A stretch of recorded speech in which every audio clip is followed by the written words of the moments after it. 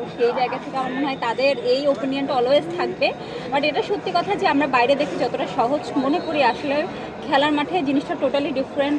একটা পুরো দেশে প্রেশার নিয়ে তারা খেলে, বা অনেক এক্সাইটমেন্ট থাকে, অনেক মেন্টাল প্রেশার নিয়ে তারা খেলে। তো সেই জায়গা থেকে আমার মনে হয় ভুল ত্রুটিটা হতে পারে, ওটা সব কিছু বাদ দিয়ে আসলে টিমকে অলওয়েজ সাপোর্ট করা উচিত। আচ্ছা, খেলা নিয়ে লাস্ট প্রশ্ন, সেটা হচ্ছে বাংলাদেশ টিমের উপরে কাকে বেশি ভালো লাগে?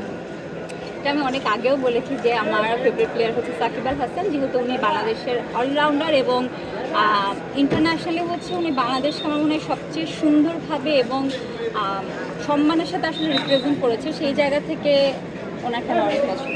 এখন কতটা মিস করেন সাকিব আল হাসান? কিন্তু অবশ্যই মিস করবো, আসলে ওনার জায়গাটা কেউ কখনোই নিতে পারবে না, এবং উনি আমাদের ক্রিকেটে উজ্জ্বল তারকা, এবং আশা করবো উনি নিশ্চয়ই মাঠে ফিরে আসবেন। কি কাজ দিয়ে ব্যস্ত?